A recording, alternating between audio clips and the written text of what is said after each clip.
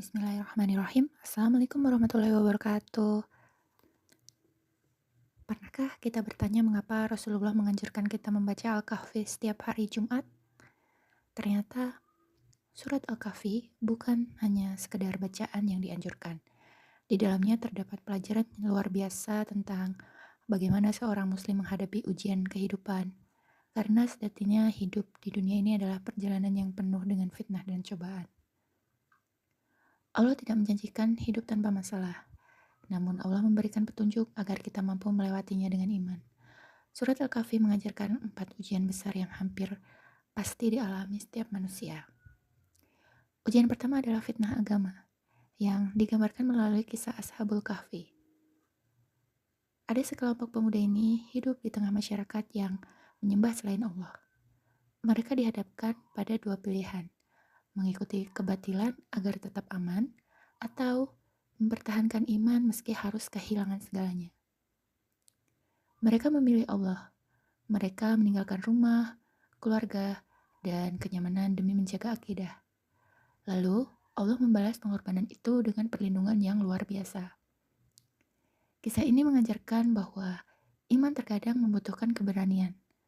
Hari ini, mungkin kita tidak hidup di zaman raja yang sulim, namun tantangan iman tetap ada. Kadang, kita malu salat tepat waktu karena takut dianggap berbeda. Kadang, kita enggan menutup aurat karena khawatir tidak diterima lingkungan. Kadang, kita lebih takut kehilangan teman daripada kehilangan ridho Allah. Ashabul Kahfi mengingatkan bahwa siapapun yang menjaga agamanya, Allah tidak akan meninggalkannya. Ujian kedua adalah fitnah harta.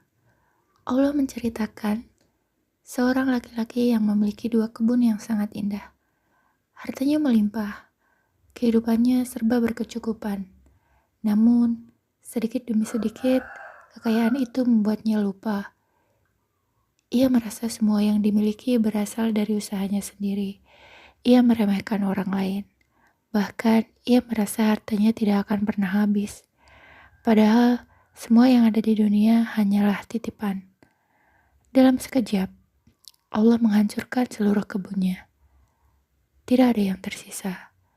Melalui kisah ini, kita belajar bahwa yang membuat seseorang mulia bukanlah banyaknya harta, tetapi rasa syukur kepada Allah. Karena sesungguhnya, bukan kita yang memiliki harta, kitalah yang sedang dititipi harta. Ujian ketiga adalah fitnah ilmu.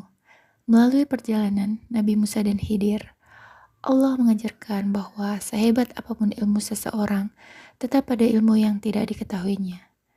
Di sepanjang perjalanan, Nabi Musa berkali-kali bertanya, karena tidak memahami tindakan Khidir.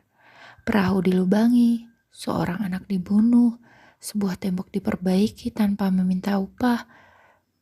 Semuanya tampak tidak masuk akal.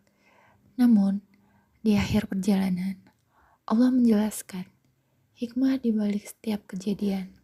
Betapa banyak takdir yang awalnya kita anggap buruk, ternyata justru menyelamatkan kita. Betapa banyaknya doa yang belum dikabulkan, ternyata Allah sedang menyiapkan yang lebih baik. Tidak semua yang kita inginkan adalah yang terbaik, dan tidak semua yang kita benci adalah keburukan. Kadang Allah sedang mengatur cerita terbaik untuk hidup kita, yang kita perlu hanyalah sabar dan percaya kepada Allah Subhanahu wa Ta'ala. Ujian keempat adalah fitnah kekuasaan. Allah menghadirkan sosok Zulkarnain, seorang pemimpin yang memiliki kekuatan besar. Namun ia tidak menggunakan kekuasaannya untuk menyombongkan diri. Ia menggunakan untuk membantu masyarakat, melindungi orang-orang lemah, dan menegakkan keadilan. Ini mengajarkan bahwa jabatan bukanlah kehormatan, melainkan amanah. Tidak harus menjadi presiden atau pemimpin negara. Menjadi orang tua, menjadi guru, menjadi ketua kelas, menjadi karyawan, menjadi anak.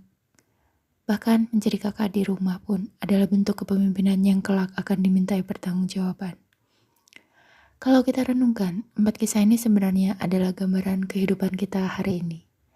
Ada yang diuji dengan iman, ada yang diuji dengan kekayaan, Ada yang diuji dengan ilmu, ada pula yang diuji dengan jabatan. Mungkin bentuknya berbeda, namun pesannya tetap sama. Jangan sampai dunia membuat kita lupa kepada Allah. Karena dunia hanyalah persinggahan, sedangkan akhirat adalah tujuan. Itulah mengapa surat Al-Kahfi begitu istimewa. Bukan hanya untuk dibaca, tetapi juga untuk direnungkan. Agar setiap hari Jumat kita kembali mengingat tujuan hidup kita. Bahwa sukses bukan hanya tentang kebanyakan harta, bukan tentang banyaknya harta, bukan tentang tingginya jabatan, bukan tentang banyaknya pengikut, tapi tentang seberapa dekat kita dengan Allah. Semoga Allah menjadikan kita termasuk orang-orang yang mampu menjaga iman, bersyukur ketika diberi nikmat, bersabar ketika diuji, rendah hati ketika berilmu, dan amanah ketika diberi tanggung jawab. Jangan lupa membaca surat Al-Kahfi setiap Jumat, karena teman sejati seorang mukmin adalah Al-Quran. Semoga Allah menjadikan Al-Quran sebagai cahaya hidup kita, penolong di akhirat kelak, dan petunjuk dalam setiap langkah kita. Amin. Wassalamualaikum warahmatullahi wabarakatuh.